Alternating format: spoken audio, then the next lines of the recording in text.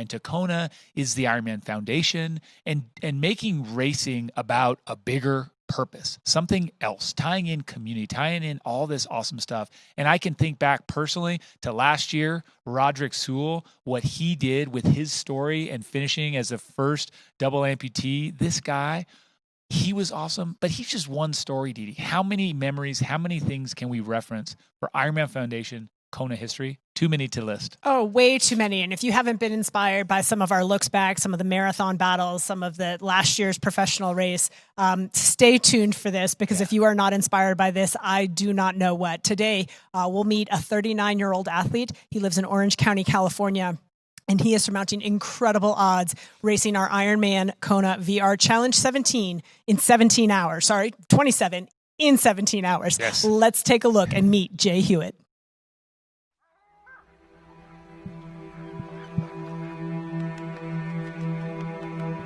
Well, I had just gotten back from a trip back east, and I was pretty exhausted.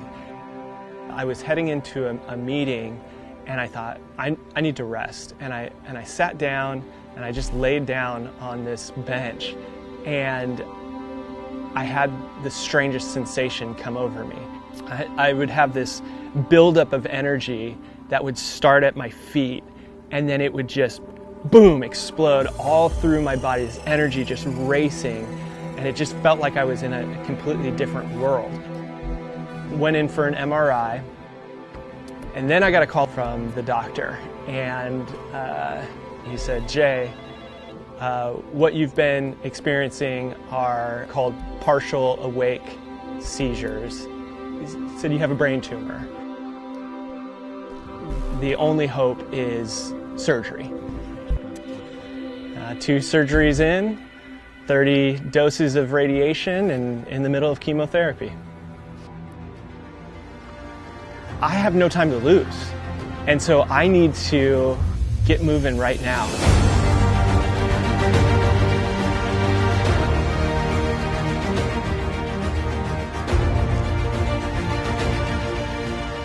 In 1989, I was watching TV, and on comes this broadcast of Ironman. I'd never heard of it before. I was like, huh, what's this?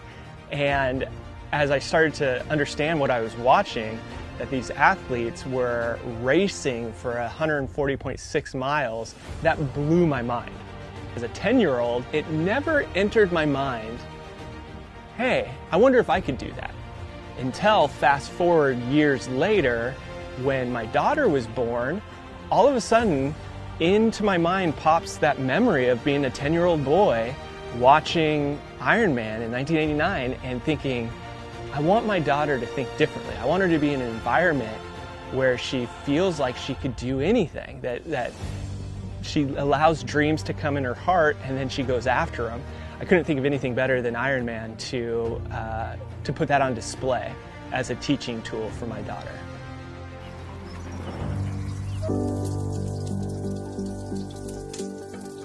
Even though I'm going through treatment actively, I'm still recovering from surgery, from radiation, I'm in the middle of chemotherapy, this just gives me a chance to show her that, yeah, when you go after your dreams, there's gonna be obstacles in your way. You're gonna get knocked down, but you gotta find hope, you gotta grab onto that hope, get up, and keep moving forward.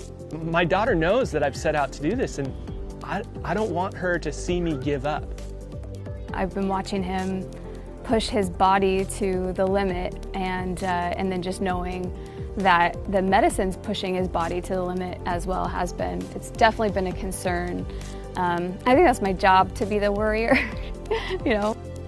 But we've definitely, even during radiation, we talked to his doctors and you know, the caregivers that he was working with, and a lot of times they would be so impressed. And then they would speak to the benefits of physical exercise for the healing process. So, but yeah, I'm worried. 2019, I started training for Ironman, and I signed up for Ironman Port Macquarie in Australia. The race got postponed. Ironman Santa Rosa was scheduled for July 25th, 2020. And so I switched my registration over to that. Let go of the dream of going to Australia. My daughter loves koalas, and so does my wife. And then we got the email that Santa Rosa had been canceled as well. So I thought, man, maybe I'll just plan my own 140.6 mile race. Ironman VR was saying, hey, we're gonna do our own VR series where people can do 140.6 over a week, over 3 days, or all in one day. And so I was like, I'm in for all in one day, because I want to be a part of something bigger and know that there's other athletes that are pushing through just like I am and putting on their own races, but we're all in it together, and it makes me feel very connected. And how cool would it be if I ended the race in my front yard, so that I cement in my daughter's mind the picture of her dad crossing the finish line right in front of her house. She's 5 years old, 5.5. She's also very sharp. And I think Jay and I both have made a significant effort to communicate with her about what's going on. Recently, Jay went for a run in the morning, and she was waiting for him. She wanted him to come home, and I said, I think he's nearby. I think he's, around the block if you want to wait for him. And so she went outside and she got a picnic blanket. She set up a whole blanket and she sat out there on the front lawn waiting until he came back. And we had just decided to do the virtual race at that point, like a week prior. And we had just talked about making home the finish line. And I got really emotional just watching her sit out there on the blanket, just middle of the day, dad running around the block, coming home. And I get the sense that this experience will definitely affect her in such a powerful, meaningful, hopeful way that she'll carry with her forever.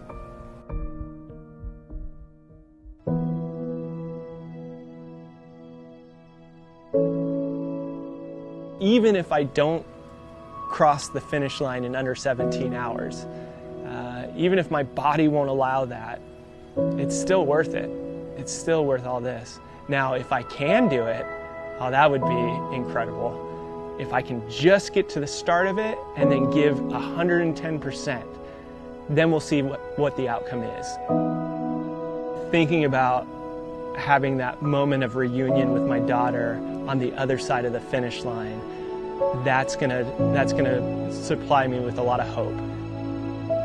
If you dream it, if you're willing to count the cost and put in the hard work, anything is possible, even with obstacles like cancer treatment thrown into the mix. It doesn't have to stop you.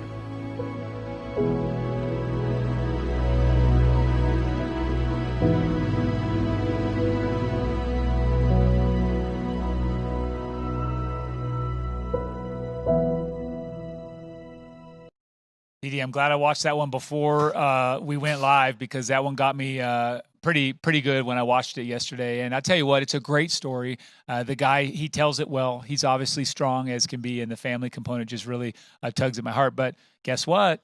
We get to chat with Jay Hewitt. He has taken time out of his day the day before. I'm not sure when he's doing it. We'll find out when he's going to do his 140.6.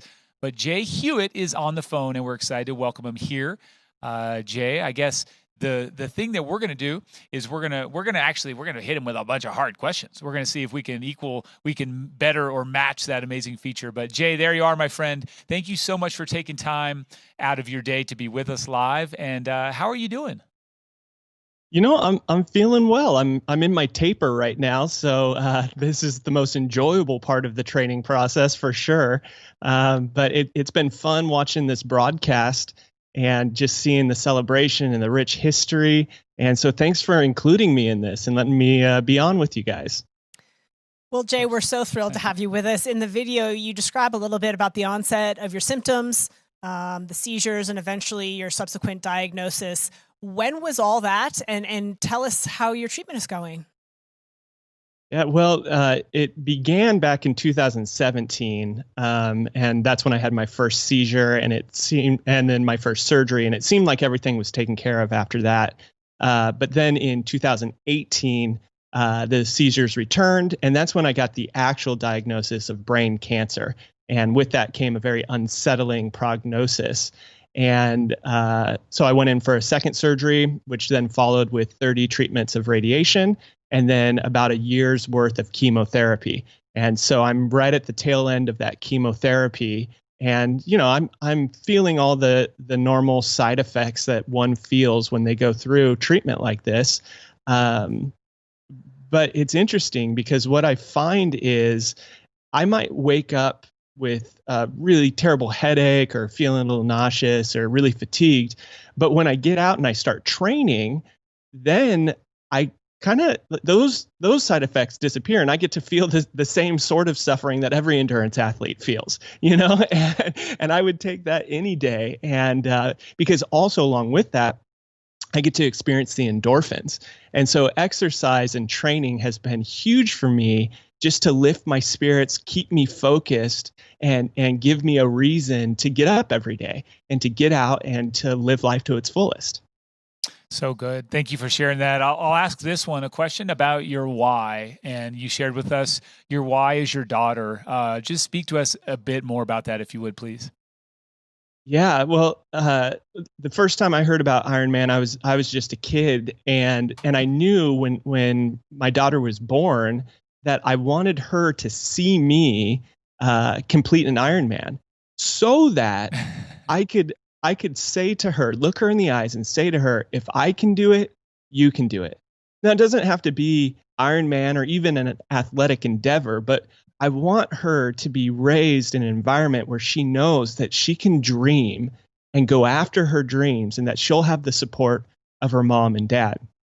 Now, when I got sick, that purpose just became even more meaningful because, we can kind of rah this message of go after your dreams. But the truth is, it takes hard work. And somewhere along the line, you're going to face some major obstacles between you and your dream. And it's going to take perseverance and resilience to be able to overcome those obstacles. And so now I get a chance to teach my daughter by example what it looks like to be going after your dreams, to get knocked down by life, but to somehow hold on to hope, find that inner strength, get back up, stay strong, and press on until that dream is realized. And so I'm doing this for her so that she can see me do it. But then I want to be able to verbalize to her, you can do this too. And I want to walk beside her as she faces major obstacles in life. And I want to be the one cheering her on, saying, keep going, baby. You can do hard things. You got this. Well said. So amazing. So tell us this. You're gearing up to race. Is it Friday you're doing your race? Yeah, 6 a.m. Friday. I'm getting started. So tell us a little bit. 140.6 through Orange County. Tell us a little bit about your course. How have you set up your course? What kind of support are you going to have out there? Obviously, social distancing. What's your crew look like? What's your course look like? What's in front of you on Friday? Yeah, so I start up at the top of a river and I swim downstream and then I ride downhill and then I run. No, I'm just joking. You did not listen to Rock's regulations, did you? It's an open water swim at Newport Beach. And then from there, I'll hop on the bike and I'll do 2 loops through Orange County up into LA County to the Queen Mary and then back down PCH. And I'll do that twice. And then I'm going to head north and inland to Yorba Linda to a park where I'll transition there. And then I'll put on my running shoes and I'll do the marathon. I've routed it in such a way that I'll literally end in my front yard. And so I'll be coming home to my wife and my daughter, which will make it very special for my daughter, but also it'll give me motivation to keep going because this is kind of a grand experiment. While I'm going through this treatment, will my body be able to push through the side effects and the limitations that I have? And so I need something, an inner strength to keep me going. So knowing that I'm going home just is very, very significant to me. Very smart man, Jay. I like that plan. So you're one of our Ironman Foundation athletes. You're part of the Race for More cause. You're doing great stuff as well. And you know that our World Championship theme this year, Ironman World Championship theme, is A Olamau, and just obviously you're embodying that right now. Tell us how that really resonates with you, that theme for this year. Yeah, I mean, it's perfect for where I'm at in life, and it motivates me. And this has been the amazing experience with Ironman so far. I wanted to do Ironman because of the theme that anything's possible. And Ironman has inspired me so much. So now to be a part of inspiring others, it's just a dream come true. And I think that my story just embodies that theme, to keep on living. Because when I got my diagnosis, that turns your world upside down and you question everything and how you want to spend your time. And what it did for me is it opened up a new drive. And I think that I'm not alone. We as a world right now are really facing difficult news. And we all have to ask ourselves, how do we want to go about life? And so not only do I want to keep on living, but I want to live life to the fullest. And a lot of that has to do with having the energy to live life to the fullest, which you only gain that through living a healthy lifestyle. And Ironman has given me that. Well, Jay, I know I speak for our entire Ironman Ohana when I say that we are rooting for you. We are cheering for you. How can people follow along on Friday? Do you have a social media handle that you'll be posting updates? Your wife will be posting updates. How do people support you in this endeavor on Friday? Yeah, so people can find me on Instagram at Jay Hewitt, and there'll be Instagram lives throughout the day. We've got, lots of volunteers, around 150 volunteers putting this race on at different aid stations. We've got a crew that will be following along, and so we'll be able to do live check-ins throughout the day on Instagram Live. And so if you go to at Jay Hewitt on Instagram, you can follow me there, and we'll be checking in and celebrating in my front yard. Oh, good stuff. I can't wait. I'm looking forward to it quite a bit Friday. So, Jay, all the best. Thank you so much for taking time, and give a big hug to your family. We'll catch up with you soon. All right. Thanks, Michael. Thank you, Didi. So good. And I tell you what, Didi, this is the thing that sticks with me. You know what? We try and teach our kids, our friends, everyone, but people don't really learn from listening. They learn from watching our actions. And that's right there what Jay is doing. He is showing us exactly the path instead of telling us. So great stuff. And I love the story. So that was awesome. Yeah, it's really, really inspiring. And I know I'm going to follow him up on Instagram and check in with him on Friday throughout the day and just send him vibes from the internet. It's a great story, and we love telling these stories. That's right. Here's the thing is we've got this mantra, anything is possible. We love sharing the age group stories. We love sharing every good story that embodies that anything is possible. Social media